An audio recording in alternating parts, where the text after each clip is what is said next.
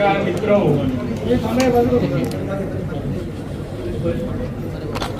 आता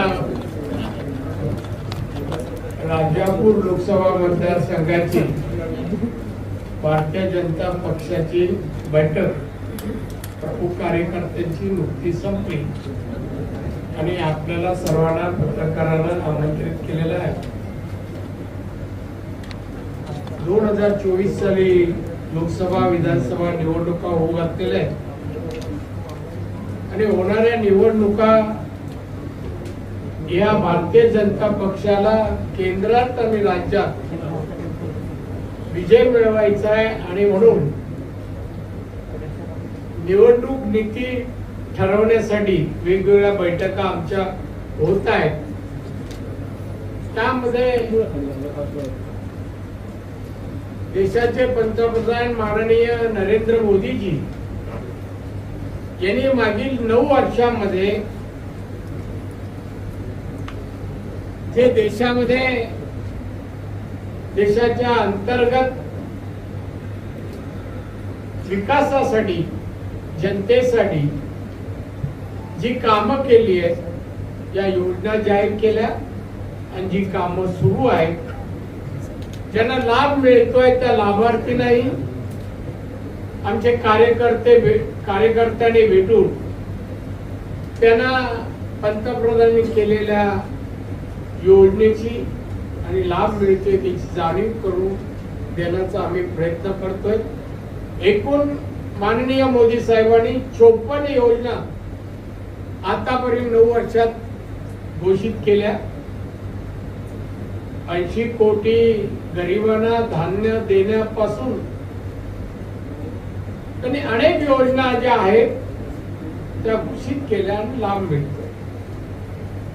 या योजना आधी भूत प्रमुखापर्यंत 50 प्रमुखापर्यंत घेऊन जाव्या आणि भूत प्रमुख आणि 50 प्रमुखांनी शेवटच्या माणसापर्यंत केलेल्या कामाची कार्याची मोदींच्या जाणीव करून द्यावी आणि त्यांना भाजपला मत द्यायला प्रवृत्त केलं जावं किंवा करण्यासाठी ही प्रचार यंत्रणा आखायची आम्ही ठरवलेली आहे.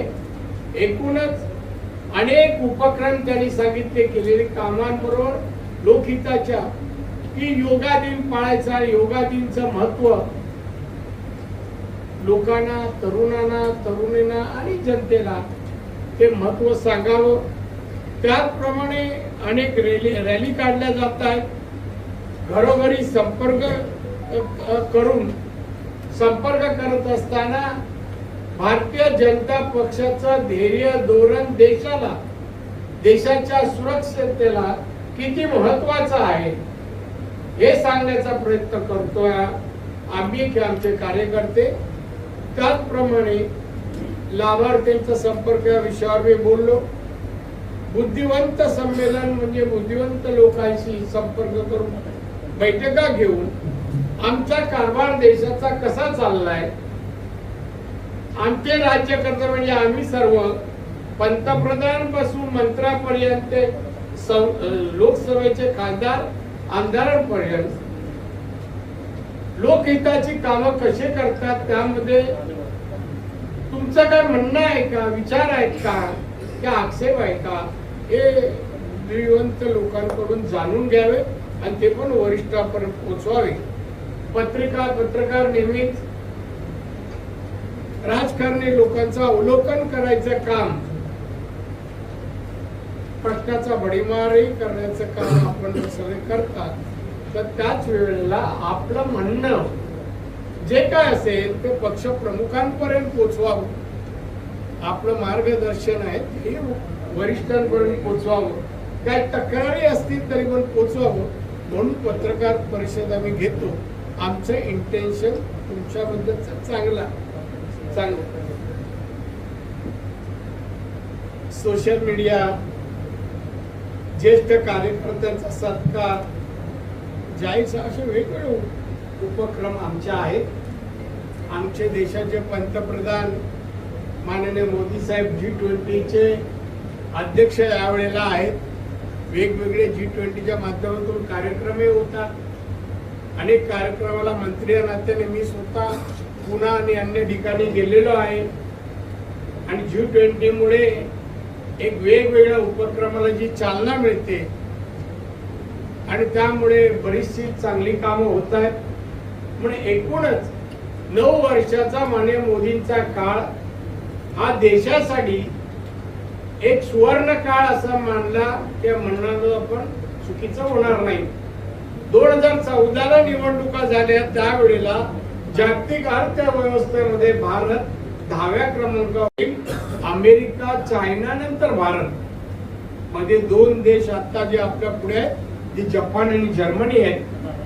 ते 2030 पर्यंत दोन्ही देशाला मागे टाकून आपण 3ऱ्या क्रमांकावर आपण पोहोचणार आहोत आणि ती तयारी माननीय मोदी साहेबांच्या मार्गदर्शनाखाली सरकार, केंद्र सरकार आम्ही सर्व करतो. म्हणजे देश आपला महासत्ता बनणार ही आपली अतिशय अभिमानाची गोष्ट आहे. महासत्ता बनणार, आत्मनिर्भर आपला भारत बनणार, सुखी समाधानी आपला भारत बनणार आणि तो भारतीय जनता पक्षाच्या राजवटीत बनणार ही भाजपसाठी अभिमानाची गोष्ट आहे आणि ती बनवण्यासाठी आम्ही प्रयत्न 2030 पर्यंत महासत्ता म्हणता आहे किंवा 30 याच्या पुढची पण टर्म आणि त्याच्या पुढची पण टर्म भाजपचीच असणार असं तुमचं म्हणणं आहे? हो, असं मला म्हणायचं आहे ना, आमचीच असणार. एवढी वर्ष मोजत ती आमचीच असेल.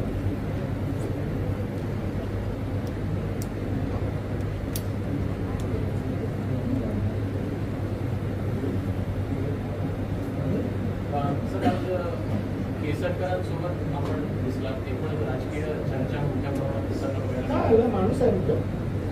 काय म्हणजे वेगळं काय आहे का ते? आपल्याला मोठ्या खूप प्रमाणात वर्षानंतर एकत्र आले व्यासपीठावर त्यासाठी.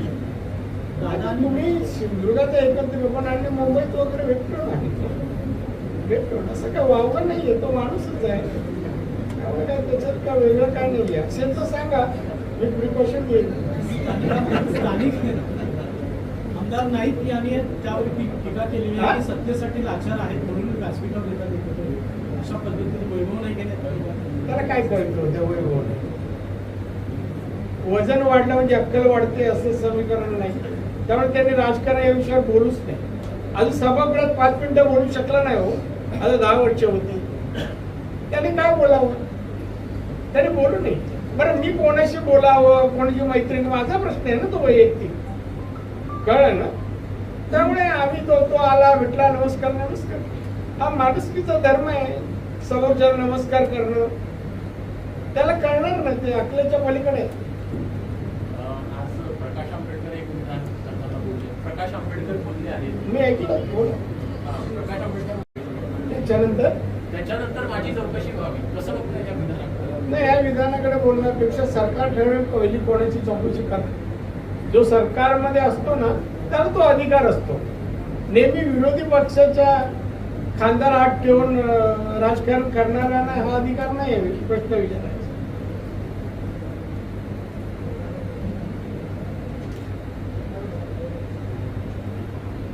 झालं तुझं काय नाहीये? मला माहिती तू काय तयारीत काम करतो. मला ते आवडत नाही ते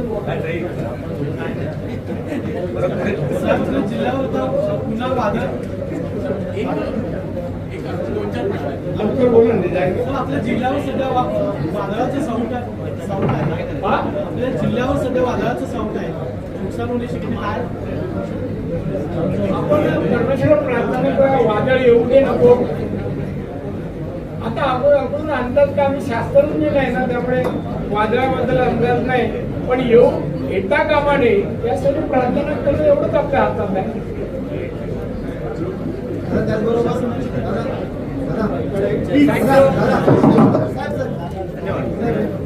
धन्यवाद धन्यवाद.